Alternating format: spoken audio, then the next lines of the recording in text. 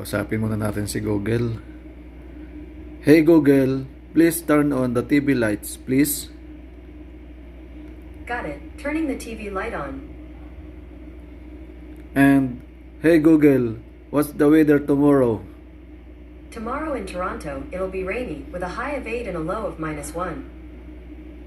How about in the Philippines? Hey Google, what's the weather in the Philippines tomorrow? Right now in Manila, it's 27 degrees and cloudy.